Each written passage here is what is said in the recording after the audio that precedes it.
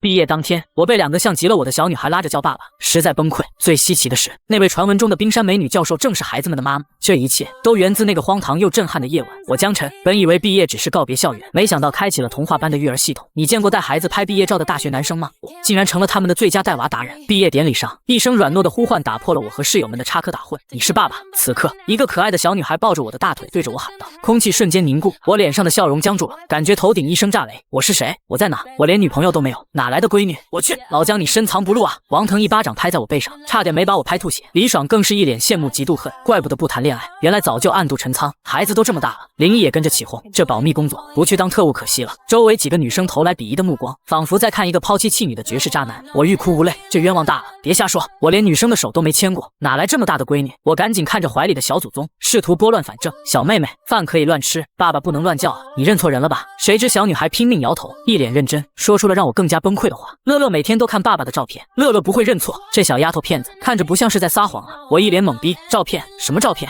妈妈拍的爸爸照片，不过只有1张，这就更离谱了。我这人从小就烦照相，长大后更是连自拍都没有，哪个女生手里能有我的照片？舍友们也是一脸你就吹吧的表情，认定是小女孩认错人了。我不死心的问，那照片长啥样？小女孩歪着小脑瓜想了半天，努力组织语言，很黑，在床上，爸爸闭着眼睛，脸红红的。随着这几个关键词蹦出来，我脑子里仿佛闪过一道白光，很黑，床上，脸红，尘封的记忆瞬间被撕开一个口子。我想起了那个荒唐的夜晚，就在我要追问的时候，一个清脆且带着怒气的声音突然打断了我。江乐，你干什么呢？怎么随便让人抱？还没等我反应过来，人群中又钻出来一个小女孩。那一刻我感觉自己眼花了，这俩孩子简直就是复制粘贴出来，长得一模一样，唯一的区别是新来的这个戴着鸭舌帽，一手叉腰，一手怒指我怀里的江乐，眉宇间透着一股子不好惹的阴气，周围瞬间炸锅了。我去，双胞胎，这也太可爱了吧！骗我生女儿，我也想要这样的女儿啊，一个就够了，这哥们儿居然有2个。听着这帮女儿奴的感叹，我心里其实也虚荣了一把，毕竟这俩娃实在太好看了。然而新来的这个酷 girl 显然没那么好说话，我就那么硬挺挺的站在队伍最中间，军训都没站得这么标准过，简直就是个人形立牌。怀里的江乐倒是典型的社牛，回答旁边女同学问题的同时，还不忘给我贴金。姐姐，我爸爸很帅吧？跟我妈妈很般配哦。般配这2个字听得我心里直痒痒。那一晚的那个女生确实是个极品大美女，如果这2个孩子真是那个女人的，那长得这么可爱也就合情合理了，毕竟父母颜值都在线，孩子想长歪都难啊。此时摄影师看着我这拖家带口的造型，喉结艰难地滚动了一下。他拍了一辈子毕业照，见过穿婚纱求婚的，见过穿奇装异服搞怪的，但带着娃来拍毕业照的，这特么是头一回见啊！现在的大学生路子都这么野了吗？为了缓解尴尬，摄影师干咳2声，可那什么，人到齐了是吧？大家看镜头，准备，等等。就在这时，那个戴着鸭舌帽的小酷妹江心迈着小短腿气喘吁吁地跑了过来。这小丫头在旁边纠结了半天，她其实早就认出我就是照片里的人，虽然心里不想承认，但看到我和江乐那么亲密，小脸顿时就黑了。江乐这个讨厌鬼，出生抢在前面就算了，怎么连拍照都要抢在我前面？不行，我江心绝不认输！人群再次骚动起来。我去，又来一个小女孩，这俩长得一模一样啊，绝对是双胞胎没跑了。江心根本不理会周围那些女生想逗她的冲动，径直跑到我面前，扬起那张傲娇的小脸，底气稍微有点不足。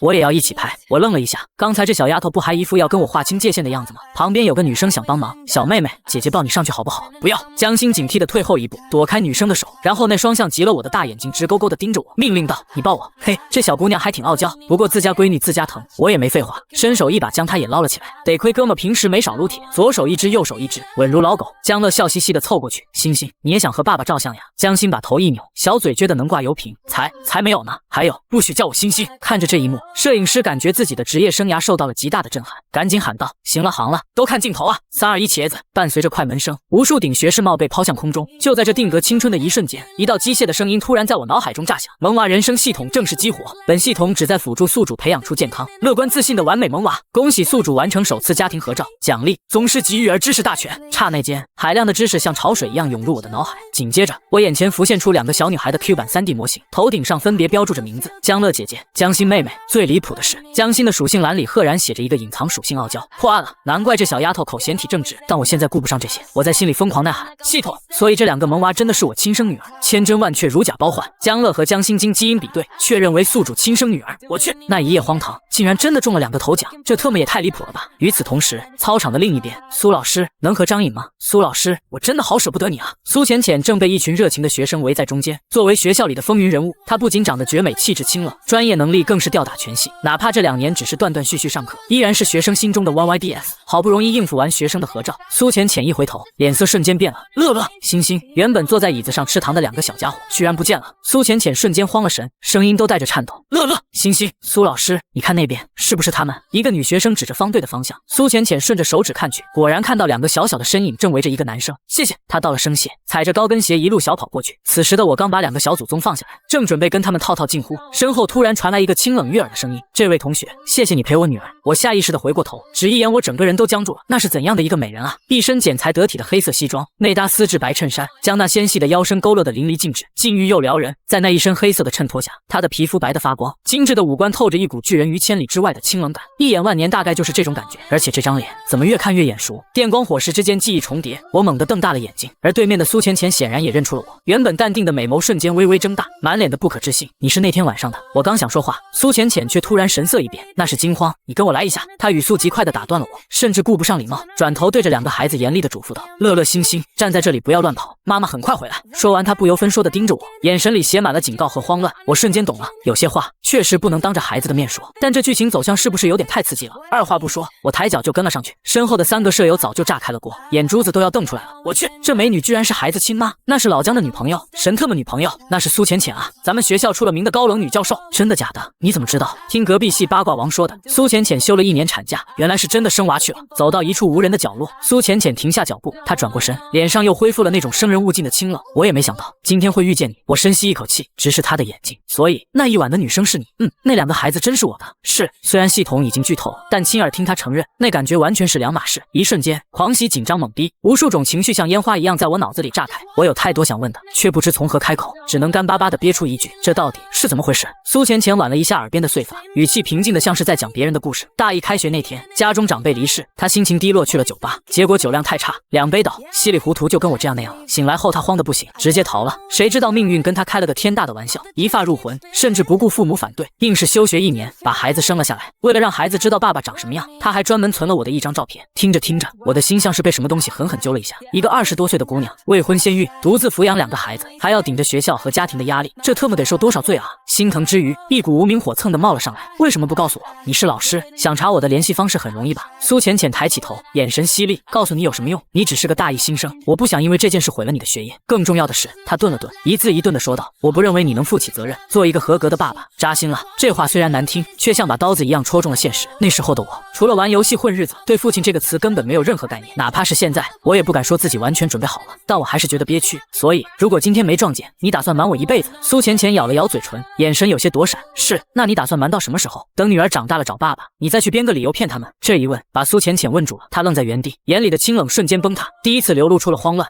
我只是不想耽误你，你刚毕业，前程似锦，耽误我？气急反笑上前一步，目光灼灼地盯着她，他们是我的亲生女儿，照顾自己的骨肉，怎么能叫耽误？苏浅浅猛地抬头，满脸惊愕。身为老师，她见过太多还没长大的巨婴男生，遇到事只会逃避。她本以为我也会吓得落荒而逃，或者推卸责任，可我的眼神里没有一丝虚假，只有清澈见底的真诚。或许真的可以给他一个机会。看着他动摇的神色，我放缓了语气，无比诚恳。我确实没经验，也不敢说自己多成熟，但我想试试，给我一个机会，我会尽我最大的努力，让2个小家伙健康长大。苏浅浅转过头，原本紧绷的嘴角竟控制不住的勾起一抹弧度。这种近乎求婚般的承诺，让他那颗沉寂了20多年的心，竟然久违的害羞了。他深吸一口气，强行恢复了那副清冷模样。我可以给你个机会，不过你要向我证明你是一个合格的好爸爸，否则……没等他说完，我立马立正敬礼，大声喊道：放心，保证完成任务。噗嗤，苏浅浅没忍住，又笑了一下，随即赶紧板起脸。太奇怪了，1天之内居然被这个小男生逗笑了2次。他轻咳一声，掩饰尴尬。拍完照了吧？拍完了就跟我回家一趟。得令，我去跟兄弟们说一声。回到方队，那3个舍友正围着俩萌娃做鬼脸呢。一看到苏浅浅跟在我身后过来，3人瞬间像被施了定身法，一个个站得比阅兵还直。这就是美女教授的血脉压制吗？明明苏浅浅不到1.7米，也没穿高跟鞋，那气场却足有2.8米。换做平时看见美女，这帮牲口早就上去要威胁了，现在却连大气都不敢喘。憋了半天，胆子最大的王腾终于硬着头皮喊了一句：嫂子好。苏浅浅眉头微皱，虽说孩子都有了，但这称呼是不是太快了点？还没等他发作，我直接一巴掌拍在王腾脑门上。瞎叫什么呢？还没领证呢，叫苏老师。王腾几人这才如梦初醒，赶紧改口。苏浅浅只是淡淡地点了点头。你们好。我转身看向那3个目瞪口呆的家伙，兄弟们，晚上的聚餐取消，我有点私事。3人对视一眼，脸上的表情精彩纷呈，没说话，但眼神里全是戏。行啊，老姜，直接见家长了，一切尽在不言中。乐乐星星走了，苏浅浅在前面带路，我赶紧跟上。还没走出2步，乐乐那稚嫩的小奶音响了起来。妈妈是要带爸爸回家吗？是啊，好爷。话音刚落，这小家伙毫不犹豫地甩开苏浅浅的手，迈着小短腿哒哒哒跑过来，一把牵住了我的手。我清楚地看到苏浅浅的身子僵了一下，那一刻，我仿佛听到了她心碎的声音。辛辛苦苦拉扯扯了2年多，结果亲爹刚露面不到1天就被截胡了，这就叫血脉压制吗？这时旁边的星星看不下去了，趁机补刀：妈妈，要不换我当姐姐吧，我肯定能管住江乐。苏浅浅头疼的扶额：不行，而且你要叫她姐姐，知道吗？看着星星那一脸不服输的镜头，我差点笑出声。这小丫头是有多想当老大啊！到了停车场，苏浅浅按下钥匙，滴，车灯闪烁，一辆庞然大物映入眼帘，我倒吸一口凉气，奔驰 GLS，100万级别的豪车。我转头看了看苏浅浅，又看了看车，心里忍不住嘀咕：大学老师工资这么高吗？看来我这是傍上富婆了。不得不说，苏浅浅的车技相当老练，虽然遇上了晚高峰，但这辆巨大的 SUV 在她手里就像个玩具，在车流中穿梭自如。半小时后，车子停在了一个高档小区门口，这是我租的房子，可能有点乱，别介意。看着眼前奢华的门禁，我下意识问道：租金多少？大概2万多吧，记不清了。我心里咯噔一下，1年。苏浅浅奇怪地看了我一眼，淡淡道：1个月2万，1个月。我瞬间感觉被凡尔赛了一脸。要知道，我1年的生活费加起来都没这么多，这哪里是租房，简直是在烧钱啊！推门而入，眼前的景象再次刷新了我的认知：150平的超大平层，家具家电全是顶配，地板干净的能当镜子照。说好的有点乱呢，这特么叫乱！还没等我感叹女主人勤快，一个阿姨推着吸尘器走了出来。苏老师回来了，乐乐星星下午好。破案了，我就说嘛，带2个娃还要上班，哪有时间把家里打扫得这么一尘不染？原来这就是金钱的力量。保姆乐乐显然跟保姆很熟，开心的挥着小手，星星则是一如既往的高冷，只是挥了挥手。周阿姨辛苦了。不辛苦，水果切好了，苏老师带孩子们吃点吧。保姆阿姨好奇地打量着我，虽然没说话，但眼里的八卦之火已经藏不住了，毕竟我是苏浅浅第一个带回家的男人。乐乐拉着我直奔客厅，拿起牙签插了一块西瓜，高高举起，爸爸吃。爸爸。周阿姨手里的吸尘器差点没拿稳，她瞪大眼睛，怀疑自己耳朵出了毛病，这么年轻的小伙子居然是孩子他爸，这信息量有点大。苏浅浅却像没事人一样脱下外套，只穿着那件显身材的白衬衫，换上拖鞋，她规规矩矩地坐在沙发上，双腿并拢，优雅的像是在拍画报。周姨，今晚吃什么？一听这话，保姆阿姨面露难色，手在围裙上搓了搓。苏老师，正要跟您说呢，老家突然出了点急事，我得赶紧回去一趟。不过您放心，我联系了同事，他马上就能来，肯定不耽误晚饭。苏浅浅眉头微皱，她虽然好说话，但不喜欢计划被打乱。就在这时，我的脑海中突然响起了一阵电子音，叮，检测到萌娃有用餐需求，触发奖励，儿童餐制作大全，发布进阶任务，制作300份儿童餐，完成奖励8大菜系食谱大全。我去，系统来活了，这简直是刚想睡觉就有人递枕头啊！我立马站了出来，打破了尴尬的气氛。苏老师，要不让我来试试？其实我想叫浅浅，但怕他当场翻脸，叫全名又太生分，干脆跟着叫苏老师。这称呼一出，旁边的周阿姨彻底晕了。娃叫爸爸，女的叫妈妈，男的又叫苏老师，这到底是什么复杂的家庭伦理剧 ？CPU 都要干烧了好吗？苏浅浅狐疑地看着我，一脸不信。你是说你要做饭？我自信一笑，放心，我在家可是大厨级别，让我试试看。话音刚落，周阿姨立马出声阻拦：先生，这跟平常做菜不一样，2个小家伙要吃专门的儿童餐，言下之意很明显，别捣乱，这可是技术活。我淡定一笑，我知道，儿童餐我也会做。就在这时，神助攻来了，江乐摇晃着苏浅浅的手臂撒娇道：妈妈，我想吃爸爸做的菜呢。我感激地看了一眼这只贴心小棉袄，干得漂亮。虽然江心那丫头还在观望，但我有信心，用不了多久，这一件小棉袄我也能穿上。那好吧，晚上你尝试一下。苏浅浅虽然松了口，但眼神里满是不信任，毕竟儿童餐讲究多，我也理解，她估计已经做好了让新保姆来救场的准备。就连江心也没反对，抱着手臂站在一旁，似乎想看我能搞出什么名堂。苏老师，我等这位先生做完第1道菜再走吧，顺便看看能不能帮上忙。周阿姨显然不放心，生怕我给孩子做出什么黑暗料理。苏浅浅点点头，那麻烦你了，周姨。周姨转过头，客气中带着一丝疏离。乔苏老师说的，这是我的本职工作。这位先生，咱们现在开始。可以。我一边挽袖子一边笑，叫我江晨就好，不用这么见外。好的，江先生。江乐刚想跟进厨房凑热闹，就被苏浅浅一把捞了回去。妈妈，让我去帮爸爸吗？不行，你今天的单词背完没有？没有。一提背单词，小家伙瞬间像是双打的茄子。没有还不快去背？吃完饭妈妈要检查。说着，苏浅浅又看向那个幸灾乐祸的大女儿，顺便检查星星背的怎么样。一击双杀，2个小家伙只能灰溜溜的回房背书。厨房是开放式的，苏浅浅坐在客厅敲着电脑，余光却时不时往这边瞟，很显然她是想看我出糗。我仔细把手洗得干干净净，给孩子做饭，卫生是第一位的。周姨帮我系上围裙，忍不住开启了说教模式。江先生，儿童餐和成人餐有很大不同，我先给您讲几点注意事项。我直接打断了他的施法，笑着反客为主。周姨，不如我先说几点，您听听对不对？小朋友的牙齿和脾胃发育不健全，食物要尽量选择好消化的，最好是流食或半流食。我有系统的儿童餐大全在手，此刻简直就是行走的育儿宝典，一条接一条，专业术语张口就来。周姨越听眼睛瞪得越大，这哪里是业余选手，这说的跟他当年的入职培训简直一字不差。他看我的眼神瞬间变了，现在的年轻人不都是只会点外卖吗？这小子哪来这么多专业知识？趁着他发愣，我已经开始动手了。菠菜、土豆、胡萝卜清洗装盘，菠菜切断扔进料理机榨汁，土豆去皮，手起刀落切成细丝。看着我这行云流水的动作，周姨终于确信我是个练家子，赶紧抓起一个土豆。江先生，剩下的交给我吧，那麻烦周姨了。有人打下手，效率倍增。我在菠菜汁里加入面粉、鸡蛋和少许盐，搅拌成细腻的面糊。周姨一边切菜一边偷瞄我，眼神里的质疑已经完全消失，取而代之的是惊讶。土豆沥干水分，下锅煸炒。为了照顾孩子的口味，我特意加了点水，炒得软烂粘稠。紧接着平底锅预热，一勺翠绿的面糊倒下去，滋啦一声，香气四溢。两面煎熟，一张完美的墨绿色小饼出锅，卷入炒好的土豆、胡萝卜丝，一道色香味俱全的翡翠卷就完成了。绿色的饼皮包裹着红黄相间的内馅，色彩鲜艳，看着就让人食指大动。做儿童餐，颜值极正义。我不动声色地观察着四周，苏浅浅那个角度应该看得很清楚。她原本以为我会像以前那些临时保姆一样，被周姨训得抬不起头，结果她看到的是周姨恭恭敬敬地给我打下手，这反差够不够大？周姨洗了手走出厨房，径直走到苏浅浅身边。苏浅浅抬起头，周姨，你苏老师。周姨由衷地感叹道：“江先生是真行家，这顿饭交给他，您就放100个心吧。”苏浅浅愣了一下，目光复杂地看向我。我知道了，苏浅浅对周姨那是绝对信任，见周姨都给我背书了，她眼里的怀疑这才消散了几分。搞定了主食，我准备再整一道硬菜。听周姨说，这2个小家伙可是不折不扣的肉食动物，这点倒是随我，无肉不欢。面粉里加玉米淀粉、泡打粉，再来点盐和水，搅拌均匀。刚才解冻的大虾已经处理好了，去壳挑馅，只留虾尾，加盐、生抽、胡椒粉，抓匀腌制。鲜虾裹上面糊，撒上青豆和玉米粒点缀，上锅蒸熟，只要几分钟，一个完美的七彩虾蒸蛋就搞定了。再随手滚个汤，起火。周姨一走，厨房里就剩下了我和苏浅浅。我这正忙着收尾，眼角余光却瞥见她正撑的下巴，眼神直勾勾地盯着我的背影，这眼神有点深沉啊。估计她心里正纠结呢，毕竟我俩满打满算才见了2面，要把宝贝闺女交给我这个半路爸爸，换谁都得掂量掂量。不过看她这出神的样子，我这认真做饭的侧颜应该还是有点杀伤力的吧。苏老师，苏老师，我端着菜连叫了2声，她才猛地回过神，那样子像极了上课走神的学生啊。怎么了？我忍住笑，菜好了，可以叫小家伙们吃饭了。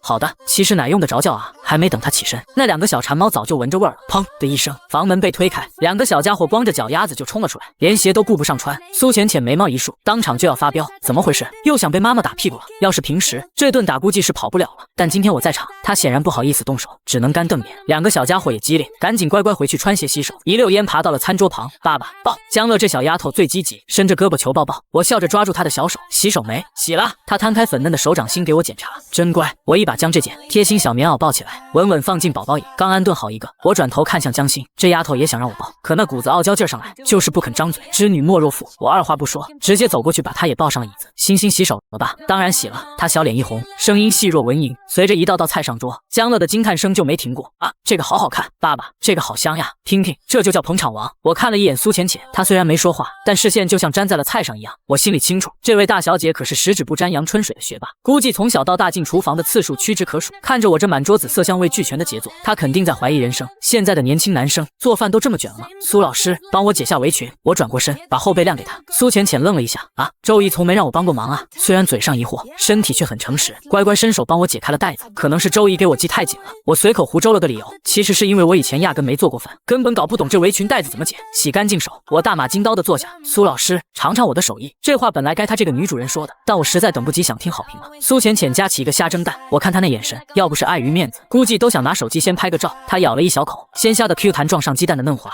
我盯着她的表情，心都提到了嗓子眼。不错，她放下筷子，淡淡吐出2个字，就这，只是不错。我心里顿时凉了半截，这破系统奖励的厨神技能是不是注水了？没等我郁闷完，苏浅浅转头招呼2个孩子，乐乐星星，尝尝哥，你们爸爸做的蒸蛋。那句爸爸在他嘴里转了个弯，听着多少带点羞耻感。江乐可不管这些，勺子早就饥渴难耐了，狠狠挖了一大勺塞进嘴里。下一秒，小家伙的眼睛瞬间瞪圆，嘴角疯狂上扬，好好刺，那表情简直像吃到了人间美味，简直就是我的最降嘴替，这才是正确的打开方式吗？而另一边，江心也优雅地摇起一手，学着妈妈的样子，轻轻咬了一小口，闭上眼细细咀嚼。虽然这丫头没说话，但那疯狂上扬的嘴角，简直就是最好的5星好评。我看在眼里，好胜心瞬间爆棚。乐乐星星，你们说，爸爸和周姨谁做饭更好吃？爸爸好吃。乐乐这一嗓子喊得震天响，毫不犹豫。虽然这话听着有点怪，是爸爸做饭好吃，不是爸爸好吃啊喂。星星虽然没喊，但那用力的点头说明了一切。2票到手，我转头看向苏浅浅，苏老师，你觉得呢？她咽下口中的饼，面无表情。周姨做的好吃，我心头一梗，瞬间遭受1万点暴击，合着忙活半天，就这。谁知下一秒，她眼神飘忽，竟然又小声补了一句，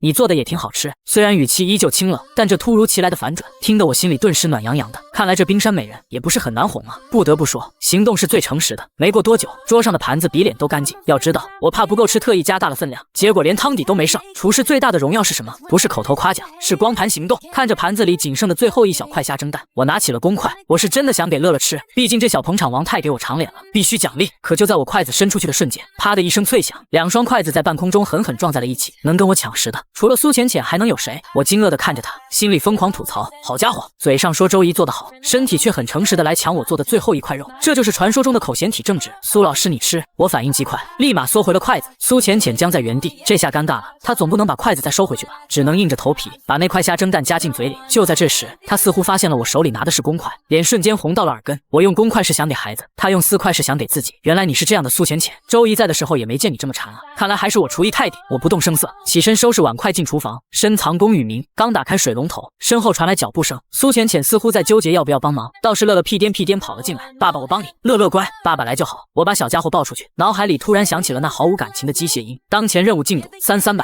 我手上一顿，差点把碗摔了。一顿饭才加3点，那凑齐300点得等到猴年马月，这进度条走得比蜗牛还慢。看来要想快速完成任务，光在这个家里做饭是不行了，必须得想办法出去摆个摊。正琢磨着生财之道，背后突然传来苏浅浅疑惑的声音：你用手洗？家里有洗碗机的。我背影一僵，你怎么不早说？关键是我也没用过那高科技玩意儿，但我能承认自己不会吗？当然不能。我淡定转身，一脸严肃的胡扯：洗碗机是省事，但容易残留，小孩子肠胃弱，吃进肚子里可不是小事。真的假的？苏浅浅一脸狐疑，我眼神坚定，毫无破绽。对于她这种十指不沾阳春水的大小姐来说，这就是知识盲区。果然她信了。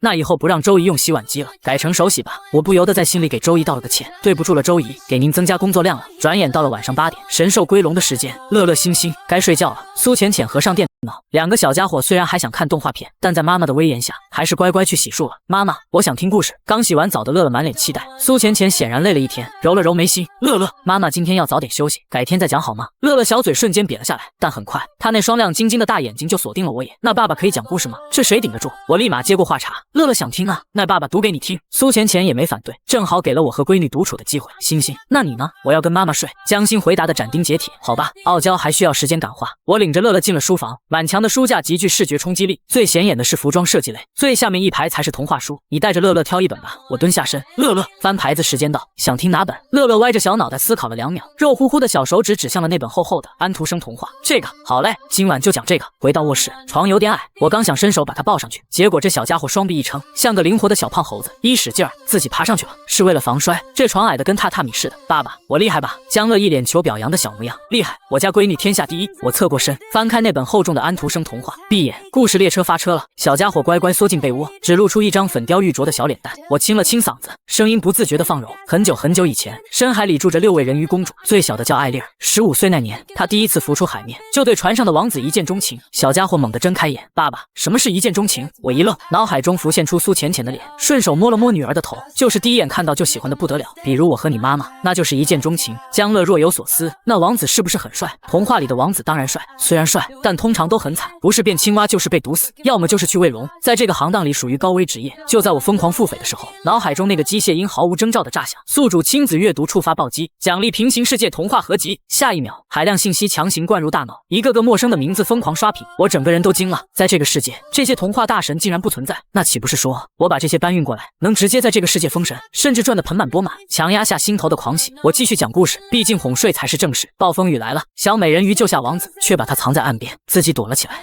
爸爸为什么要躲？乐乐眉头紧锁，满脸的不理解。我叹了口气，因为他是鱼，他是人，对人类来说他是异类。话音刚落，我就后悔了，这对孩子来说未免太沉重。乐乐眼里的光明显暗了下去。与此同时，隔壁房间夜色安静，我的声音穿透墙壁，清晰地钻进苏浅浅的耳朵里，那语气温柔的不像话，竟像极了那晚不知不觉他原本紧绷的神经松懈下来，沉沉睡去。然而就在这静谧的月光下，一道小小的身影光着脚丫偷偷溜出了房间，向着我的卧室前行而来。我对此毫无察觉。故事已经讲到了最虐心的地方，为了变成人类，他找女巫喝下药水，代价是失去声音，每走一步都像踩在刀尖上。王子把她当妹妹，心里却想着那个救命恩人，最后决定和别人结婚。小美人鱼笑着祝福，心却在滴血。正讲的投入，耳边突然传来一阵压抑的抽泣声，我猛地回头，我也没想到那个誓死不听故事的傲娇鬼江心，不知什么时候爬上了床。此时此刻，她小手死死抓着被角，眼泪在眼眶里直打转。这小丫头嘴上说不要，身体却诚实的来听虐文，还给听哭了。爸爸能不能让王子和美人鱼结婚啊？再看旁边的乐乐，小嘴一扁，眼眼看也要决堤，我头皮瞬间炸裂。要是让苏浅浅知道我一个故事讲哭2个闺女，我还要不要混了？这个叫安徒生的也是，写个童话非要这么治愈吗？不知道会给小朋友留下心理阴影吗？看着2个泪眼汪汪的宝贝，我心一横，原著结局去他的原著。为了闺女，这结局我改定了，反正脑子里装着整个平行世界的童话库，改个结局还不是手到擒来？就在婚礼前夜，转折来了，姐姐们用头发换来了匕首，只要杀了王子，美人鱼就能活。可他不忍心，把匕首扔了。谁知就在这时，王子竟然偷听到了这一切。王子带着士兵杀回洞穴，诅咒解除，盛大婚礼。从此王子和美人鱼幸福的生活在一起。讲完收工，我看向怀里的小家伙，乐乐，这结局爽不爽？喜欢。乐乐眼睛亮晶晶的，一脸满足。我扭头看向另一边，江心这小傲娇已经闭上了眼，看似睡着了，嘴角却在那疯狂上扬。显然这个 happy ending 把他也拿捏了。既然是童话，就该有个好结局，不是吗？我不惊动他们，小心翼翼地翻身躺好，闭上眼，心里却掀起了惊涛骇浪。人生简直太魔幻了。几个小时前，我还是个准备接受社会毒打的应届毕业生，几个小时后，我竟然有了2个软萌女儿，还预定了一个肤白貌美的富婆老婆。这哪是少走20年弯路，这是直接坐火箭登顶啊！现在的首要任务就是把预定变成法定，搞定女儿，拿下苏浅浅，领证结婚，走上人生巅峰。怀着这个宏伟目标，我迷迷糊糊睡了过去。殊不知，就在我熟睡时，房间门被轻轻推开，苏浅浅站在床边，看着我和2个孩子挤在一起，一大两小，睡得东倒西歪，却格外温馨。那一刻，她心里的防线塌了一角。原本以为女儿们会排斥，没想到第一次见面就这么黏她，连那个性格高冷的星星都睡得这么安稳。难道这就是传说中的血浓于水？她深深看了一眼，放心回房。这个男人或许真的可以托付。第二天天刚蒙蒙亮，痛苦，太痛苦了。对于一个早八都没上过的大学生来说，早起简直比杀了我还难受。但我还是凭借顽强的意志力爬了起来。为了富婆老婆，为了贴心小棉袄，拼了！我一边疯狂打哈欠，一边在厨房忙活。就在这时，身后传来脚步声。江晨，苏浅浅站在厨房门口，一脸见鬼的表情，显然被这一幕惊到了。我回过头，挤出一个营业式微笑。早啊，苏老师。他眨了眨眼，还没回过神。你一直都起这么早？在他印象里，男大学生不都是睡到日上3竿的吗？我顺势卖了个惨，又表了个忠心。哪能啊，平时我也赖床，这不是想着给小家伙做饭，顺便让苏老师去学校前也能吃口热乎的吗？必杀技真诚加暖男公式。果然，苏浅浅脸颊微红，眼神瞬间柔和下来。明明比我大好几岁，此刻却有些不知所措。辛苦了。丢下这句话，他逃也似的钻进了卫生间，我也没拆穿，转身继续跟早餐较劲。牛肉切丁打成泥，红红绿绿的蔬菜过水烫熟，打蛋和面调糊，一气呵成。平底锅刷油，面糊下锅，滋啦一声香气四溢，两面金黄，外酥里嫩，搞定。等到2个小家伙洗漱完毕，坐上餐桌，苏浅浅已经咬了一口牛肉饼。那一瞬间，我看他眼睛都亮了，味道比昨天的还好。趁着气氛正好，苏浅浅突然放下筷子，神色郑重。江晨，今年我的论文还没发，这段时间要闭关赶一篇出来。说到这，他顿了顿，眼神里透着一丝期待。能麻烦你带一下女儿吗？如果不行，我可以找保姆。机会来了，这不就是把家偷了的好机会吗？我想都没想，一口答应，没问题，包在我身上。说完，我转向2个小宝贝，乐乐、星星，让爸爸照顾你们，好不好？好。乐乐点头如捣蒜，江心虽然没说话，但也乖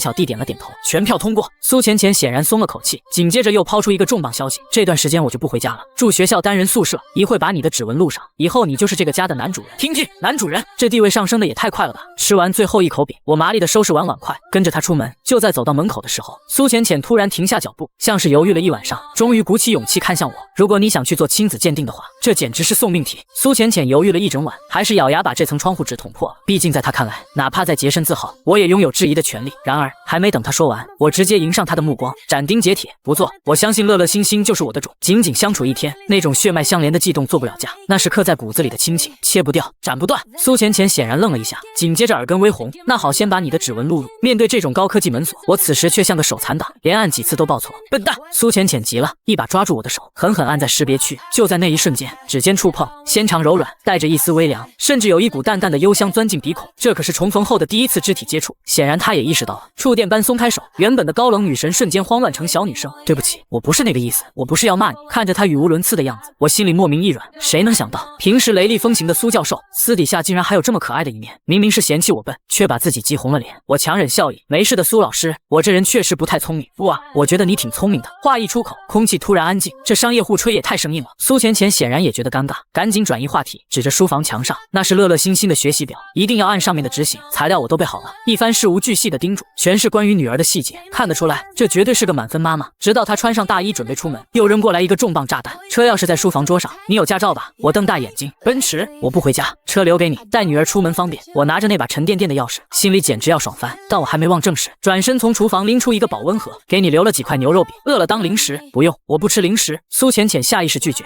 这就是她的原帘子了，带上吧，特意准备的。我笑着坚持，或许是不想服了我的好意，又或许是那牛肉饼实在太香。他犹豫2秒，还是接了过去，小声道谢。乐乐、星星，妈妈上班去了。2个小家伙像炮弹一样冲进他怀里，一人一个香吻。看着这一幕，我心里五味杂陈。如果可以，他肯定不想离开女儿，但为了那个服装设计的梦想，为了保住副教授的职称，他必须去拼。直到房门关上，我摊开手心，奔驰车钥匙在阳光下闪闪发亮。此时此刻，我只想仰天大笑。昨天还是苦逼求职的社畜，一觉醒来，房有了，车有了，女儿有了，连身价千万的富婆老婆都预定好了。这哪里是少走20年弯路，这简直是直接出生在罗马。我恨不得立马给宿舍那几个还在投简历的儿子打个视频，狠狠炫耀一番。不过现在还不是飘的时候。我转头看向墙上的计划表，笑容瞬间凝固。英语画画练字，密密麻麻的安排，比我大学的课表还恐怖。现在的小孩都这么卷吗？我小时候可是漫山遍野撒欢长大的，这就是富婆的教育理念。我看了一眼时间，深吸一口气，乐乐星星开工学英语。不出所料，原本还嘚瑟的2个小家伙，一听学英语3个字瞬间变脸。乐乐苦着脸哀嚎：“爸爸，能不能不学？”星星更是干脆：“不要学。”好家伙，刚才还互相不对付，现在为了逃避学习，这俩姐妹倒是光速统一了战线。我也不急，一屁股坐在沙发上，瞥了眼电视。这集还有多久演完？僵了想了想，10分钟。行，那咱们做个交易。我伸出一根手指，抛出诱饵。看完这集再去学，学够1小时英语，爸爸奖励你们再看1小时动画片，怎么样？2个小家伙眼睛瞬间亮了。以前周一带他们，那是掐着表执行任务，说停就停，哪有这种看完再学的待遇？好，拉钩，谁骗人谁是小狗。乐乐毫不犹豫勾住我的小拇指，就连一向高冷的星星犹豫了2秒，也飞速伸出手碰了一下，搞定。其实对付小孩哪有那么难？我直接陪着他们坐在地毯上看起来，甚至看得比他们还投入。这个粉色头发的叫什么呀？他叫宇宙。乐乐瞪大了眼睛，一脸不可思议。爸爸也喜欢看吗？当然了，爸爸小时候最爱看这个。那个叫宇宙的是公主吧？真漂亮。这一招降维打击果然奏效。要知道苏浅浅那种工作狂，陪孩子也是心不在焉，哪会像我这样真心实意的讨论剧情？乐乐瞬间打开了话匣子，变身小老师给我科普剧情，兴奋的小脸通红。为了拉近距离，我甚至开始故意装傻。爸爸笨笨，这个问题刚才问过。乐乐咯咯直笑，我要的就是这个效果。只有蹲下来，进入他们的精神世界，才能真正走进他们心里。我又抛出一个刁钻的问题，这回乐乐卡壳了。我知道，一直沉默的星星突然开口抢答，机会来了。我笑着揉了揉星星的脑袋，星星真棒，连乐乐和爸爸不知道的你都知道。小傲娇虽然扭过头去，但嘴角那抹得意的弧度根本藏不住。想要拿下这俩小祖宗，只需要一点点耐心和套路。一集播完，不用我催。2个小家伙虽然不舍，但还是乖乖关了电视跟我进书房。这就是契约精神的胜利。看着桌上的英语教材，其实我心里也直打鼓。虽然我是大学生，但英语水平早在高考后就还给老师了。要是太难的语法，我也得抓下。翻开一看，26个字母，呼，吓死我了。这题我会。来，咱们先背字母表。乐乐打头阵 A B C D E F， 果然卡在 F 这儿了。我悄悄做了个口型。乐乐眼睛一亮，顺势一口气背到了底。乐乐真棒，换星星。星星不愧是学霸潜质，一口气背完，发音标准的让我都汗颜。既然背没问题，那就得练手上的功夫了。我在纸上写下大大的和小写的，示意乐乐照做。到底是3岁小孩，手腕没劲。乐乐写出来的字像蚯蚓爬，笨蛋乐乐看爸爸的。我直接握住乐乐肉乎乎的小手，带着他一笔一画的在纸上游走，掌心的温度传递过去。那一刻，我感觉心都要化了。2遍下来，乐乐写的像模像样。爸爸你看，他举着纸，一脸求表扬，写的真好，比爸爸写的都漂亮。我不吝赞美。就在这时，旁边传来一声轻哼，我转头一看，星星正死死盯着乐乐手里的纸，小嘴抿得紧紧的。这小丫头胜负欲上来了，她深吸一口气，猛地抓起笔，埋头就在纸上狂写，那架势仿佛要跟我拼命一样。这小丫头是个狠人，她一口气从里写到了地，连大小写都也没落下，这才停笔。我的怎么样？她把稿纸往我面前一推，下巴扬得高高的，满脸写着4个大字：快表扬我。我强忍着笑意，心里跟明镜似的。既然这孩子好胜心强，那我就顺水推舟，把这把火烧得更旺些。星星真棒啊，爸爸还没教呢，你就全会写了。这一通彩虹屁拍下去，效果立竿见影，星星眼里的光都要溢出来了。相比之下，乐乐就佛系多了。对这傻闺女来说，只要能跟爸爸黏在一起，不管是写字还是玩泥巴，那是怎么都开心。搞定字母表，接下来是词汇轰炸。猫的英文是 cat， 我这边教得起劲，2个小家伙却开始掉链子了。刚才那股兴奋劲儿一过，2双大眼睛就开始四处乱瞟，屁股在椅子上扭来扭去，明显是坐不住了。也难怪3岁小孩的专注力那是出了名的，3分钟热度，眼看场面要垮，我灵机一动，直接祭出大招，把椅子一撤，我往地上一坐，拍了拍2条大腿，来，乐乐坐左边，星星坐右边，爸爸读一个单词，你们跟着读一个，读对了有奖励哦。看，乐乐最捧场，张嘴就喊。下一秒，我左腿猛地一抬，乐乐瞬间腾空，像坐跷跷板一样飞了起来，逗得他咯咯狂笑。星星一看这么好玩，也赶紧跟着喊了一句，我也毫不偏心，右腿紧接着抬起，这下好了，枯燥的英语课瞬间变成了游乐场项目，乐乐玩得不亦乐乎。星星一开始还紧张地抓着我衣服，没2下就放飞自我了，笑声比乐乐还大。可这人工游乐设施费的可是亲爹的腿啊！要知道，这俩小祖宗虽然才3岁，但加起来少说也有40斤，这哪里是教英语，简直是在做负重20公斤的坐姿举腿。刚开始还好，几10个单词次下来，我大腿酸的都在抖，抬起来的幅度肉眼可见的变小了。爸爸，你累了面？乐乐这小机灵鬼立马发现了盲点，开玩笑，在女儿面前，男人怎么能说不行？累？怎么可能？爸爸还能再举100个。我咬碎了牙往肚里咽，强行挤出一个轻松的笑容。其实大腿早已失去了知觉。好在1个小时的闹钟终于响了，简直是救命的天籁。好了，下课可以去看动画片了。好爷，2个小家伙毫无留恋，瞬间从我腿上弹射起飞，直奔客厅电视。我看着他们绝情的背影，哭笑不得。合着我这人肉跷跷板，终究还是败给了动画片啊！我瘫在椅子上，一边揉着酸胀的大腿，一边长舒一口气。就在这时，脑海中猛然响起一声脆响，叮！检测到宿主教女儿英语，奖励英语精通。刹那间，海量的单词语法，甚至是英美文化背景，如同潮水般强行灌入我的大脑。这种感觉太爽了！现在的我，别说6级，就是去考雅思托福，闭着眼都能拿满分。但这还没完，触发进阶任务，阅读300小时英语原文，注：阅读难度越高，任务完成速度越快。进阶奖励全语言精通。我看了一眼任务说明，眉头微微一皱，300个小时，要是按部就班的读，每天3小时也得读100天，还得带娃，我哪有那么多时间？等等，我看清楚了后半句，难度越高，速度越快。一个疯狂的念头瞬间冒了出来。翻译，现在的简单翻译早就被 AI 抢了饭碗，但那些涉及极高专业度的生涩文献，还是得靠人脑，而且因为太难，往往没人愿意接。这不就是给我量身定做的吗？不仅能光速刷任务进度，还能顺手赚笔外快，简直是一箭双雕。说干就干，我直接登录翻译接单网站，扫了一眼，目光锁定在一个挂了1周都没人敢接的悬赏上。这单子因为难度太变态，赏金追加了好几次，但在现在的我眼里，我看了一遍原文，稳了。除了1-2个生僻词需要查，其他的简直像看中文一样流畅。交保证金，接单，一气呵成，要求48小时，我估计今晚就能搞定。正当我准备大干一场时，手机突然震动起来，屏幕上跳出4个熟悉的大脸，是大学宿舍的视频群聊。我整理了一下衣服，按下接通键，画面一闪，还是那熟悉的配方，上来就是父子局的互相问候。直到李爽突然来了一句：“哎，大家都正经点，老姜现在可是真当爸爸的人了。”我心里咯噔一下，眼看这帮损友又要起哄，我赶紧先发制人，生硬的转移话题：“去，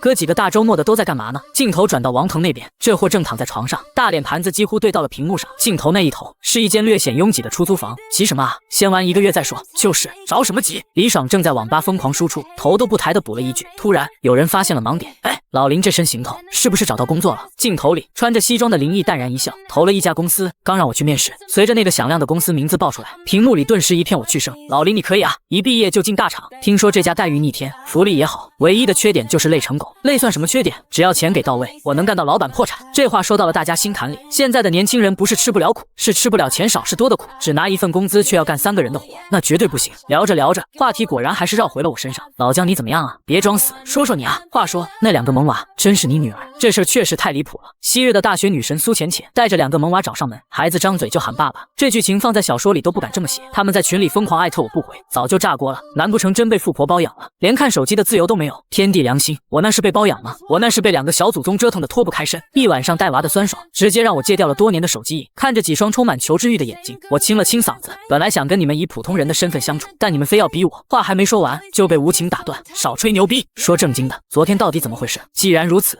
你们自己看吧。我站起身，举着手机缓缓转了一圈，刹那间，宽敞明亮的客厅，精致的装修，还有那整面墙的巨大书柜，毫无保留地展现在镜头前。视频那头死一般的寂静，几秒钟后炸了。我去，这装修高档小区啊，肯定是啊。看这书柜，看这采光，老姜你往外走走，让我们看看别的。随着我把手机镜头推进到各个房间，舍友们的下巴都要惊掉了。这哪里是豪宅，这简直是皇宫。平复了好一会儿，李爽才颤巍巍地开口，问出了所有人的心声。所以老姜，你真的被富婆包养了？毕竟以前喝多了，大家也吹过牛，说不想努力了求富婆包养，可谁能想到我特么来真的？应该算是吧。我嘴角微扬，看似无意的把镜头扫过桌上的奔驰车钥匙，那一抹闪亮的标志再次给了他们一记暴击。尼玛，奔驰都有了，什么型号的？陈哥我是真羡慕你啊！别管车了，所以女儿真是你的。李爽还是最关心这个，毕竟被包养是一回事，喜当爹又是另一回事，是个男人都想要亲生的。我收起玩笑的表情，认真点头，没错，乐乐星星是我的亲生女儿。且不说那高达99.99%的亲子鉴定，单凭系统的判定，这就绝对错不了。老姜，快带我们看看你女儿啊！王腾这个资深女儿奴已经按捺不住了，他在宿舍就天天嚷嚷着以后要生2个女儿，现在听说我有2个现成的，眼睛都绿了。行，带你们见见世面。说实话，我也忍不住想炫耀，这么可爱的女儿，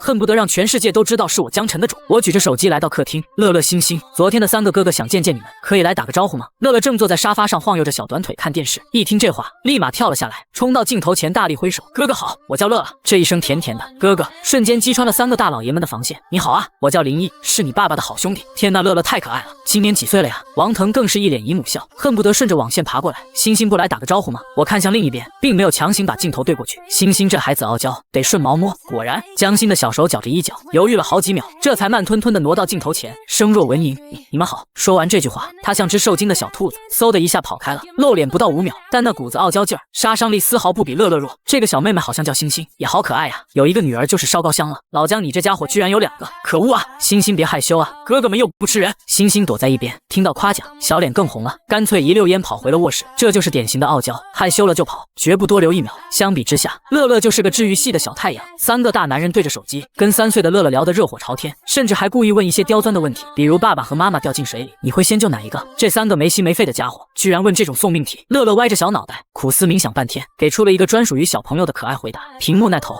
，3个大男人笑得前仰后合，乐乐倒是没觉得不耐烦，我却先不乐意了。问这么刁钻的问题，这不是故意为难我家小宝贝吗？我伸手摸了摸江乐的头，柔声道：“乐乐，不知道星星在房间里干嘛呢？你去看看他吧。”好，江乐最喜欢妹妹，用力点了点头，迈着小短腿就往卧室跑。一看我支开了乐乐，这3个家伙立马开始阴阳怪气。老姜，你不够意思啊，让乐乐跟我们多玩会呗。就是，我还没吸够娃呢。切，你们懂什么？老姜这是吃醋了，被戳穿心思，我也不恼，笑着骂了一句：“以后跟乐乐聊天得收费，110小时，概不赊账。”李爽立马接茬：“去，万恶的资本家，只有王腾这个女儿奴最实在，我愿意啊。老姜，你让乐乐回来，我现在就转你100。”玩笑归玩笑，但看得出来，这2个小家伙已经彻底拿捏了这帮叔叔的心。眼看气氛差不多了，我话锋一转，说正事，这附近有没有能摆摊的地方？话音刚落，李爽一脸见鬼的表情：“不是吧，你都傍上富婆了，还要出去摆摊？”是啊，在他们眼里，我已经走上了人生巅峰，但我心里清楚得很，苏老师是很有钱，但那是他的，不是我的。我深吸一口气，语气前所未有的认真。我也想依靠自己的努力去匹配上他的优秀。一句话让视频那头陷入了短暂的沉默。现实就是这么残酷。苏浅浅是谁？临城大学最年轻的副教授，家财万贯的冰山女神。而我呢，一个毫无背景的应届毕业生，除了这张帅脸，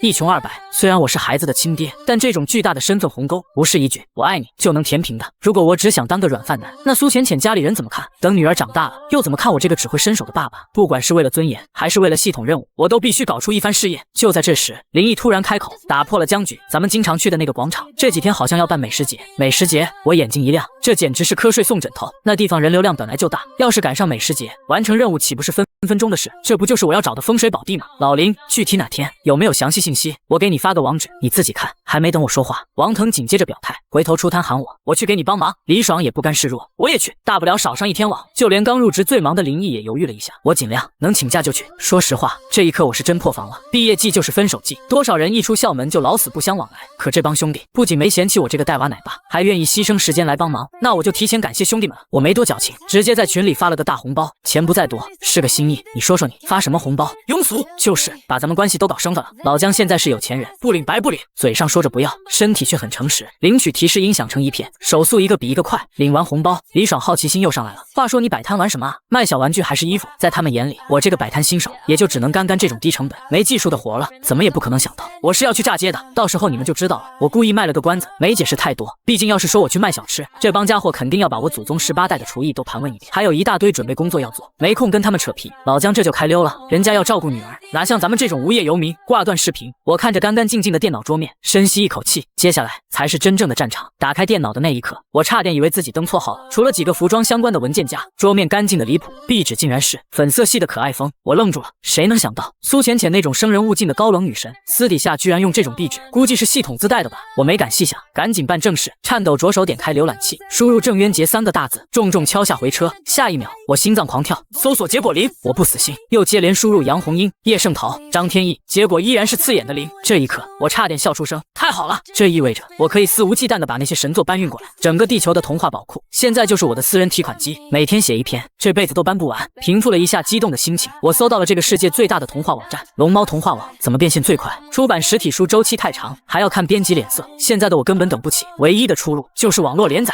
我扫了一眼首页力推的作品，心里更有底了。跟那些只会无病呻吟讲道理的所谓童话相比，舒克贝塔历险记简直就是降维打击。真正的童话是守护童心，是带孩子去冒险，而不是该死的说教。选了个顺眼的编辑，我直接把2000字发了过去，搞定这一切。我看了一眼时间，刚好10点，该切换回超级奶爸模式了。乐乐星星，想不想学画画呀？想。话音刚落，乐乐就拽着兔子玩偶冲到了门口，星星也紧随其后。头。果然，比起枯燥的英语，画画才是人类幼崽的本能。乐乐，把你的小兔子给爸爸看看好不好？乐乐却摇了摇头，把玩偶往桌上一放。我不画兔子。我抱起他软糯的小身子。那你想画什么？小家伙伸出肉乎乎的小手，掐了一下我的脸，咯咯直笑。画爸爸。这回答让我心头一暖。我又看向江心，那星星呢？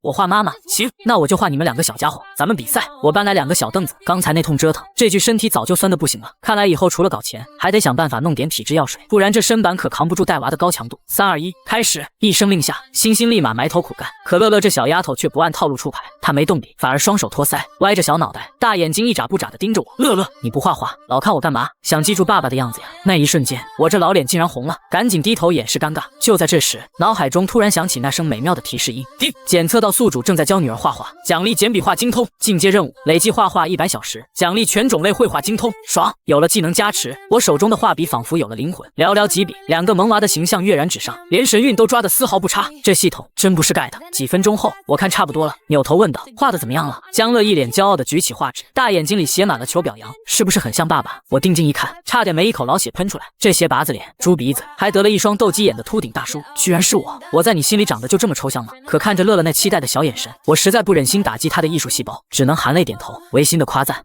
特别像，画得真好。乐乐一听更高兴了，抓起笔又在那个秃顶上补了几根稀疏的毛。行吧，虽然还是很丑，但起码不秃了。为了不让女儿失望，这口锅我背了。强忍着笑意，我转头看向另一边，感受到我的目光，江心却下意识的要把画藏起来。江心这丫头反应简直神速，整个人往纸上一趴，护得严严实实，不许看。我看着她那紧张的小模样，差点笑出声。闺女啊，不给看就不给看，咱能不能别拿衣服当抹布使？星星，咱们做个交换怎么样？给你看爸爸画的。江心歪着小脑袋琢磨了一下，似乎觉得这波不亏。那等我画完。果然，小孩子就是好忽悠。没过一会，交易达成，我先把我的画递了过去。纸上那2个小家伙，虽然长相衣着一模一样，但神韵简直绝了。乐乐笑得像个小太阳，治愈满分。星星嘴角微嘟，眼神傲娇，那股别扭劲儿简直就是复制粘贴。江心凑近一看，小嘴微张，好厉害。声音虽小，但那种崇拜的语气是藏不住的。星星，该让爸爸看看你的大作了吧？小丫头犹豫了一下，还是乖乖交出了画纸。我定睛一看，心态崩了。笔法虽然稚嫩，但至少五官端正，身材比例协调，是个正儿八经的人啊！我就知道，乐乐刚才画的那个秃顶斜拔子脸，绝对是故意的。同样是3岁，这差距怎么就这么大呢？行了，先玩去吧，爸爸给你们露一手，洗手，穿围裙。我随口问了一句想吃什么，披萨。乐乐正学着电视里的懒羊羊，举着小手喊的那叫一个撕心裂肺，这么小就知道披萨，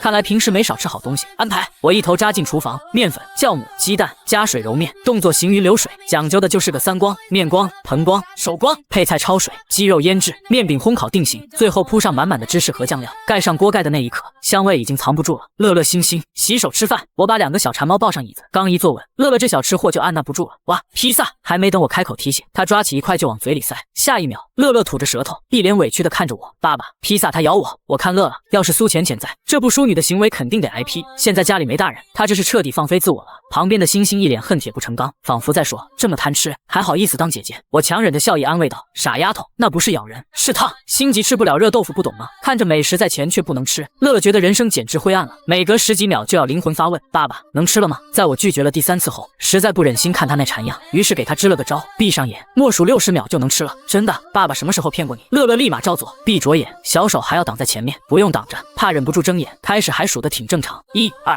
3，数到50的时候，画风突变，语速快得像开了倍速，猛地睁开眼，可怜巴巴地望着我。可以吃了面？我摸了摸披萨的温度，赶紧点头。再不让吃，这小祖宗真要水漫金山了。嗷呜，一大口下去，乐乐嘴角疯狂上扬，好好刺。看着他那捧场样，我心里那叫一个满足。可转头一看星星，我眉头皱了起来。这丫头吃的倒是开心，但盘子边上堆满了被挑出来的洋葱，看她那表情，仿佛洋葱是什么洪水猛兽。也是，这玩意儿辣眼睛，估计是有心理阴影了。但挑食这毛病可不能惯着。我眼珠一转，计上心头，拿起一块披萨，特意挑出一片洋葱送进嘴里，闭上眼，装出一副享受人间美味的表情。啊，今天的洋葱怎么这么好吃？绝了！乐乐这小捧哏立马上线，学着我的样子也吃了一口洋葱，好吃。我和乐乐这一唱一和，瞬间把星星整不会了。他小眼神里充满了疑惑，洋葱不是辣哭人吗？为什么那个贪吃鬼吃的那么香？难道我又要输给乐乐了？不行！胜负欲和好奇心瞬间占领了高地。星星捏起一小条洋葱，视死如归的闭上眼，小心翼翼的送进嘴里，轻轻一嚼，没有想象中的辛辣，反而有点甜。他猛地睁开眼，偷偷瞄了我一眼，发现我正专心吃披萨没看他。这下星星终于忍不住了，手速飞快的捏起洋葱就往嘴里塞。下一秒，小丫头眼睛瞬间亮了，甜丝丝的，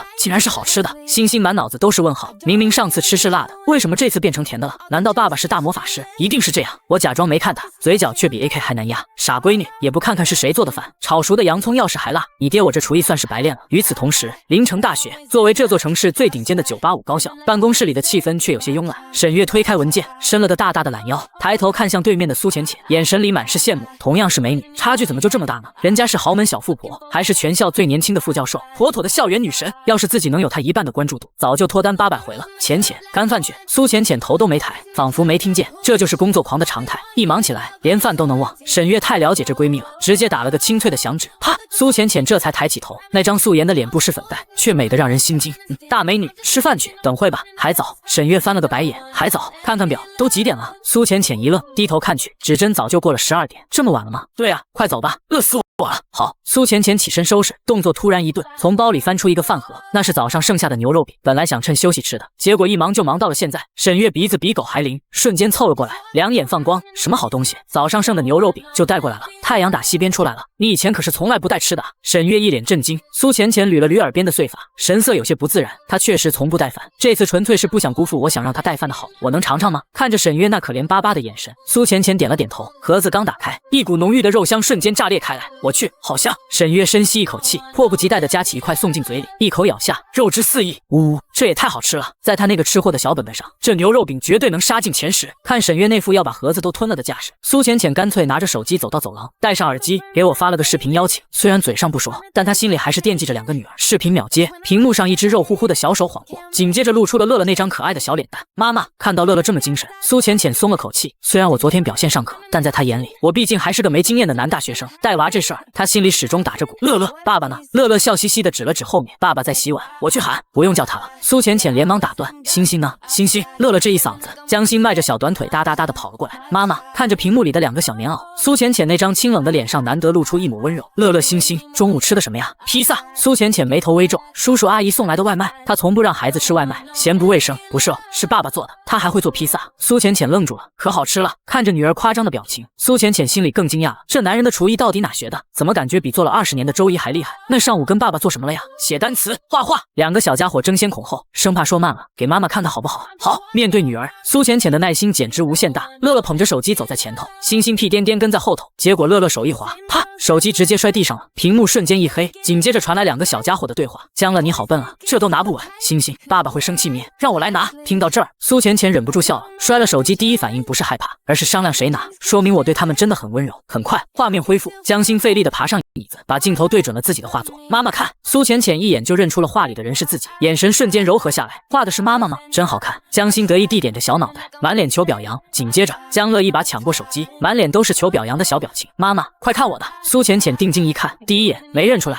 再看一眼还是没认出来。那一团乱七八糟的线条，简直就是抽象派大师的巅峰之作。乐乐，这是什么呀？妈妈实在没看出来，是爸爸呀。噗！苏浅浅瞬间破功，手忙脚乱地捂住嘴巴。她脑补了1万种可能，唯独没想到这画上像外星人一样的生物，竟然是那个长得还算清秀的江晨。这也差太多了吧？恰好这时，一名男老师路过，看到平日里冷若冰霜的冰山女神，竟然笑得像个小女孩，整个人都看傻了。苏浅浅余光瞥见，那一抹笑意瞬间收敛，秒变回生人勿近的高冷模式，直到躲进无人的角落，她才敢继续对着屏幕笑。乐乐，这画给爸爸看过了吗？看过。那你爸爸怎么说？爸爸说画得很像。苏浅浅心头一软，瞬间懂了，这是我在维护孩子的自尊心呢。她忍着笑意调侃道：“你爸爸说的对，真的很像。一会你就把它贴在爸爸床头，他肯定特别高兴。”真的吗？我现在就去跟爸爸说。看着女儿天真的样子，苏浅浅话锋一转，她是做服装设计的，对美术格外敏感。对了，你们爸爸画画了吗？画了，爸爸画的我和星星。江乐把镜头一转，屏幕上瞬间出现了2个栩栩如生的小女孩。苏浅浅瞳孔猛地一缩，这是他画的，行家一出手就知有没有。这线条，这神韵，寥寥几笔就把2个丫头的性格差异勾勒得淋漓尽致。苏浅浅心里那叫一个震惊，会做饭，还会画画，而且水平这么高。这个江晨跟他印象里那个百无一用的男大学生，简直判若两人。就在他还想细问的时候，听筒里突然传来我的声音：“乐乐，星星，该睡午觉了。”苏浅浅刚张嘴想说什么，乐乐却根本没给他机会。妈妈，我去睡觉了。电话挂断，看着漆黑的屏幕，苏浅浅整个人都愣住了。以前这2个小家伙恨不得粘在他身上，想工作一会儿都得哄半天，结果现在呢，短短1天，江晨一喊，他们跑得比兔子还快。苏浅浅吸了吸鼻子，心里突然泛起一阵酸意，地位下降的也太快了吧。不过转念一想，这也说明我对孩子是真好，既然早晚要一起生活，父女关系融洽终归是好事，自己也能腾出手来搞定论文。自我安慰了一番，他推门门回到办公室，结果刚一进门，沈月就像个做错事的小学生，手里捏着最后指甲盖大小的一块饼。妞，你回来了，你干嘛这副表情？那个，我一不小心把牛肉饼全吃光了。沈月一脸无辜，语气却透着意犹未尽。你不会生气吧？实在太好吃了，根本停不下来啊！苏浅浅看着空空如也的盒子，无奈的捏了捏她的脸，吃吧吃吧，谁让我的好闺蜜是只小馋猫呢？其实她也馋那口牛肉饼，但既然没了，只能忍着，反正我在家，她晚上回去还能吃。不知不觉间，她竟然开始对我产生了依赖。嘿嘿，浅浅你最好了。沈月一口吞下最后一块，拍手起身，走走走，吃饭去，饿死我了。洗手没？两根手指捏着吃的，干净着呢。嫌弃。两人走出办公室，沈月那颗八卦之心又燃起来了。对了，现在谁带娃呢？周姨不是回老家了吗？苏浅浅脚步一顿，眼神有些闪躲。是公司派来的另一个保姆，她倒不是想刻意隐瞒，主要是沈月太八卦，要是知道我在那儿，指不定要刨根问底到什么时候。新保姆你也放心啊，要不我请假去帮你带几天。算了吧，你是去带娃还是去蹭饭？扎心了，苏教授。此时另一边的家里，我摘掉围裙，甩了甩手上的水珠，看着两个刚挂断视频的小家伙，乐乐星星，刚才跟谁聊天呢？妈妈。乐乐扬起小脸，一脸骄傲。我接过手机，扫了一眼通话记录，你们都跟妈妈聊什么了？妈妈问我们吃了什么，早上干了什么呀？那你是怎么回答的？我必须要问清楚，毕竟苏浅浅那个清冷的性子，我想跟她领那张红本本，不仅得抓住她的胃，还得抓住她的心。我说爸爸做饭很好吃，我还给妈妈看了我的画。好好好，爸爸知道了。一想到那个像外星变异体一样的画像，我嘴角就忍不住抽搐。我好歹也是祭草级别的帅哥，怎么就成了那个鬼样子？为了防止话题继续跑偏，我赶紧祭出杀手锏，讲故事。一个精彩的郑渊洁童话讲完，两个小祖宗终于心满意足地闭上了眼睛，确认他们睡熟后，我轻手轻脚地溜出卧室，直奔电脑。刚一登录龙猫小说网，后台的消息提示音就炸了，2000字的开头，评论区竟然直接沦陷，作者快更啊！孩子等着看后续救命呢，读完了才发现是个坑。现在女儿吵着要听结尾，在线等，挺急的，能不能行了？再不更我就只能自己编结尾了。不愧是国内流量最大的童话网站，这热度简直离谱。就在这时，右上角的一个红点疯狂闪烁，点开一看，竟然是编辑发来的签约邀请。我立刻添加联系方式，那边几乎是秒通过。大大你好，我是编辑小鱼，你的童话写得太棒了，是第一次写吗？你好，第一次。我脸不红心跳的回了一句，准确的说是第一次搬运，毕竟在这个平行世界，那位童话大王郑渊洁根本不存在，我这可是独家资源。屏幕对面发来一个震惊的表情包，那你简直是天才，现在有空吗？我们聊聊签约。没问题，谈价格，定合同，一气呵成。因为是新人，价格定在了1000字100，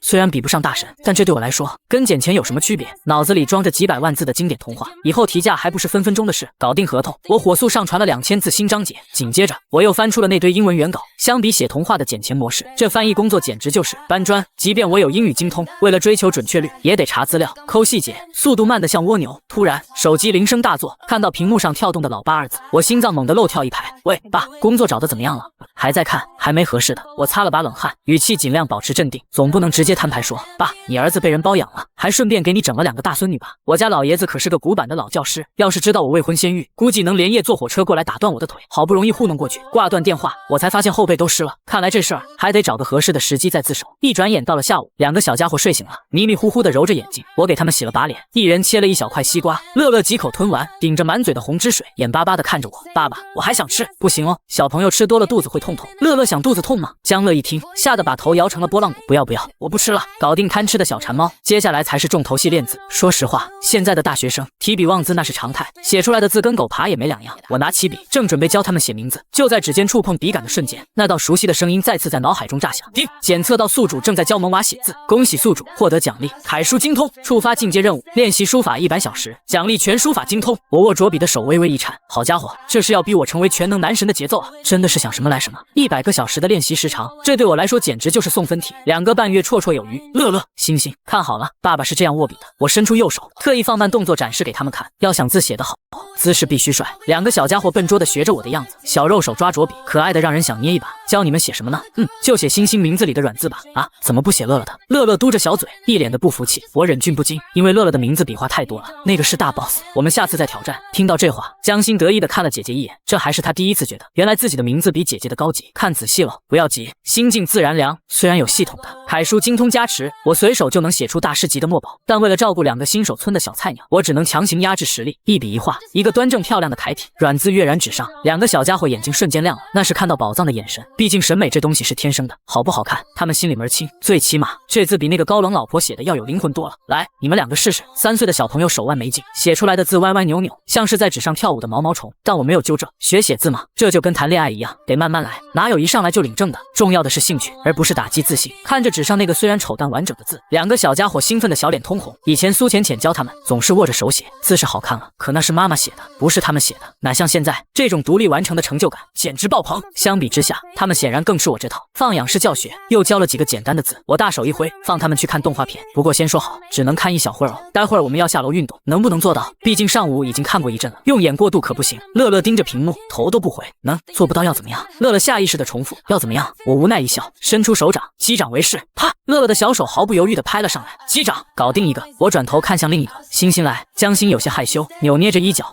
我能做到。怎么？星星不想跟爸爸击掌啊？我故意装出一副失落的样子。下一秒，啪的一声，又一只软乎乎的小手拍了过来。趁着他们看电视，我回到书房，铺开宣纸开始练级。翻开那些当代大师的字帖，我随手临摹了几个。不能说十分相似，只能说一模一样。看来以后就算不写童话，去大街上卖字帖也能养家糊口了，甚至可以开个直播，或者去书法比赛拿个奖王了。不过眼下天大的事也没有带娃重要，一口气刷了2个小时的熟练度。下午5点，太阳终于收敛了毒辣，燥热的暑气也散了大半，正是遛娃的好时候。我带着2个女儿下楼，走在小区的林荫道上，围墙外是车水马龙的晚高峰，无数打工人拖着疲惫的身体，正在为那点未必存在的加班费拼命。再看看我自己，刚毕业就喜提2个贴心小棉袄，孩子妈还是个顶级富婆，直接少走20年弯路。这强烈的对比让我忍不住在心里给命运点了个赞。高档小区的绿化堪比公园，我找了块草地侧躺着，看着2个小家伙追逐打闹，那叫一个惬意。就在这时，一个小男孩走了过来，他停在几米外，怯生生地问我可以一起玩吗？我刚想点头答应，毕竟小孩子多交朋友是好事，谁知你走开！星星像只被踩了尾巴的小猫，指着男孩大喊。乐乐更是眉头紧锁，一脸嫌弃，我们不跟你玩。我愣住了，奇怪，我家这2个小宝贝平时性格很好的，怎么会对一个陌生人有这么大的敌意？我起身走向那个小男孩，想问问怎么回事，结果那熊孩子见我过来，撒丫子就跑，比兔子还快。乐乐，星星，他是谁啊？我蹲下来问道。他是王小明，讨厌死了。他说爸爸不要我和星星了。爸爸才不会呢。2个女儿一人一句，气鼓鼓的告状。我心头猛地一颤，随即一股怒火蹭地窜了上来。原来是这个叫王小明的熊孩子，居然对3岁的孩子说这种话，说什么没爸爸。这对单亲家庭长大的孩子来说，简直就是往心窝子上捅刀子。虽说童言无忌，但这教养也太缺了。要不是那小子跑得快，我非得替他家长好好教育教育他的屁股。我深吸一口气，压下怒火，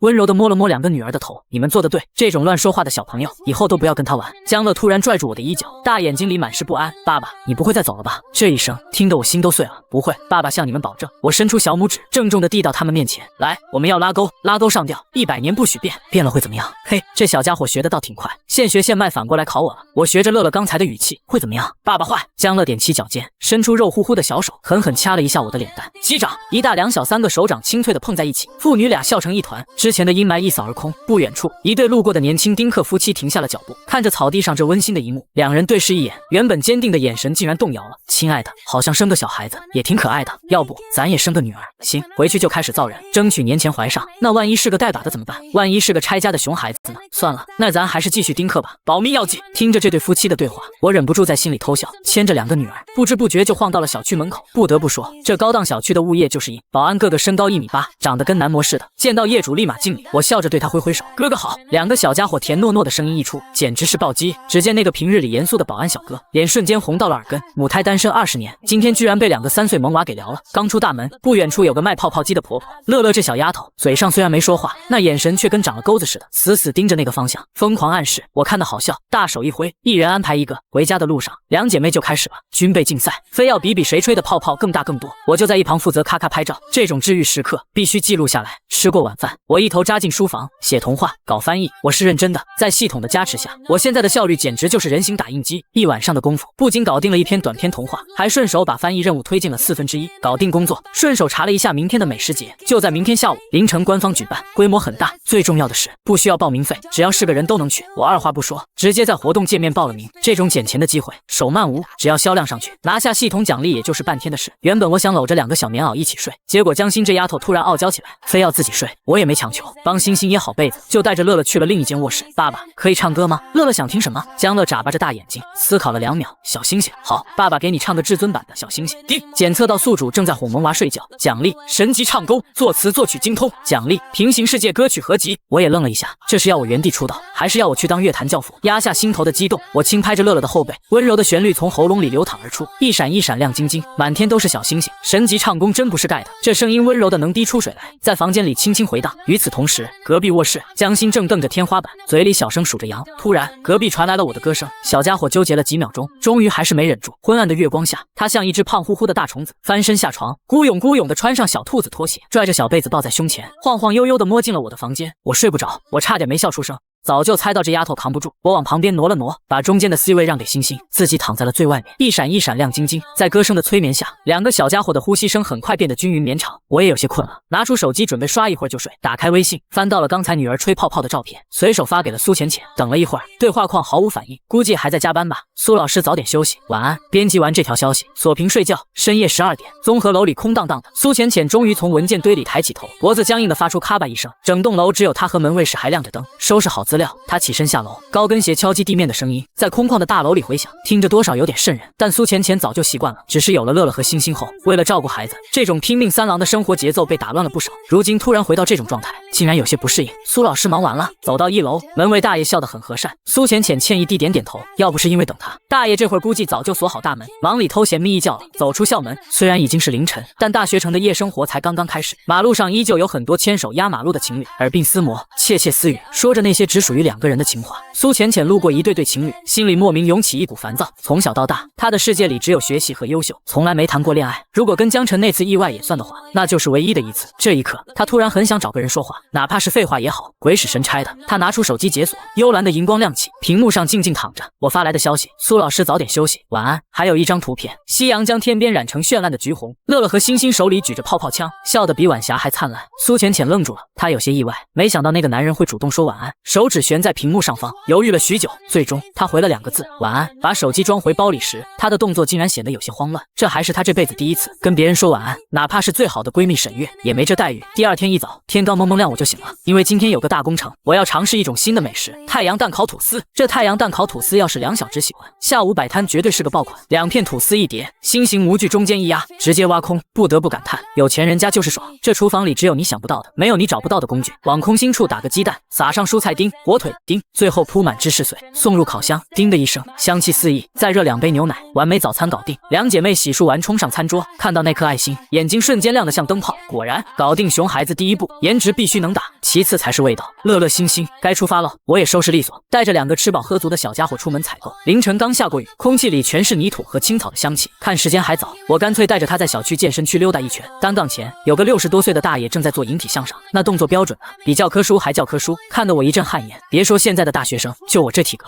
让他做一个都费劲，偏偏怕什么来什么。爸爸做。乐乐小手一指单杠，满脸期待。我嘴角一抽，这小棉袄怎么有点漏风啊？不光女儿看着，那大爷也停了下来，一脸看戏的表情。男人什么都能丢，就是在女儿面前不能丢面子，不行也得行。我深吸一口气，猛地一跃握住单杠，气沉丹田，发力，结果身体就跟焊在空气里一样，仅仅向上挪动了1-2厘米。我就想问，到底是谁发明的引体向上？这也太难为胖虎了。我死命绷着脸，试图不让表情太狰狞，但在重力面前，一切都是徒劳。爸爸加油！2小只还在天真的呐喊，旁边大爷捋着胡子，那眼神分明在说：小伙子，这就虚了。就在我骑虎难下，准备社死当场的时候，叮！检测到宿主陪女儿健身，奖励体质强化，一股暖流瞬间游走全身，原本沉重的身体突然轻得像羽毛。我双臂一撑，下巴轻松越过单杠。就在大爷震惊的目光中，我一口气连做了10个，每一个都标准的像机器。爸爸好棒！乐乐开心的直拍手。我轻飘飘跳下来，看着大爷那副你小子扮猪吃虎的表情，心里暗爽。幸亏系统救场及时，不然这慈父形象差点崩盘。走，咱们买菜去。在一老两小的注目礼中，我牵着女儿转身深藏功与名。这次采购量大，我直接开上了车库里那辆奔驰 GLS。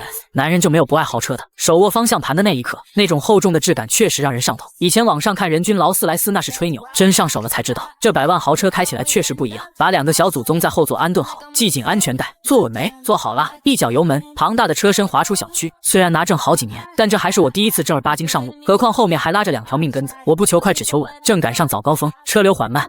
阳光正好洒进车窗，我随手打开广播，悠扬的儿歌流淌出来。如果感到幸福，你就拍拍手。后座立刻传来啪啪2声脆响，我们一起大声吼一吼。乐乐张牙舞爪，我透过后视镜看了一眼，心里软得一塌糊涂。有女儿的生活真特么带劲。车子直奔城东最大的菜市场，虽然现在超市方便，但我还是喜欢这种充满烟火气的地方。哪怕开着奔驰来买菜，咱也得讲究个接地气，不是？当年大爷大妈怎么砍价的，今天我就怎么买。乐乐星星拽紧爸爸衣角，虽说都2025年了，人贩子几乎绝迹，但当爹的哪敢掉以轻心？我一边挑菜，一边死死盯着俩娃。老板，这鸡蛋怎么卖？一番扫荡下来，老板看我的眼神都变了，非得给我按批发价算，以为我是哪家大酒店来进货的采购经理，东西太多拿不下。我随手花钱雇了个大哥帮忙往车上搬。就在这时，人群炸了，我的包，抓小偷啊！尖叫声刺破耳膜，紧接着是一阵骚乱。我猛一回头，只见一道黑影疯了一样往这边冲，手里死死攥着个名牌包，狼狈的像条丧家犬。菜市场人挤人，可一看来人这风景，大家瞬间像摩西分海一样往两边躲，没人想惹祸上身。这我理解，可坏就坏在大家这一躲，直接给小偷让出了一条康庄大道。这家伙越跑越快，眼看就要冲到我面前。原本我也不想多管闲事，可他千不该万不该，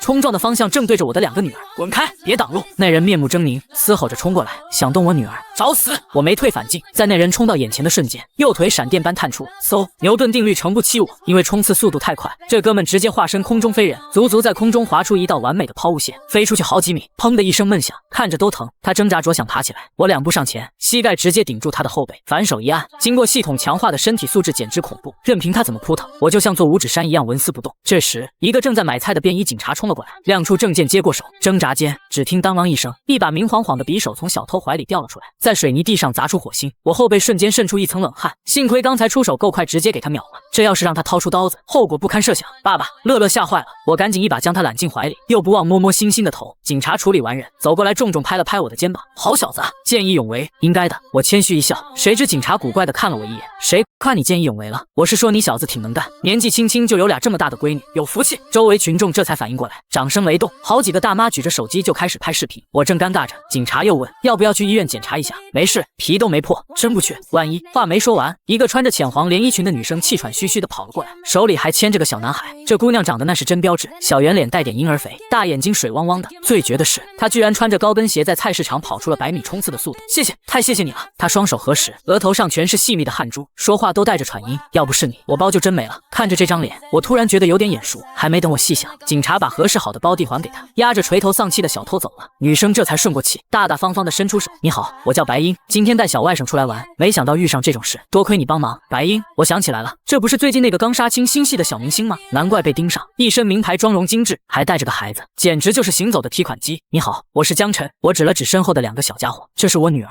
乐乐和星星。出于礼貌，我低头看了一眼她牵着的那个小男孩，这一看不要紧，我瞳孔猛地一缩，我去，这孩子怎么长得跟王小明一模一样？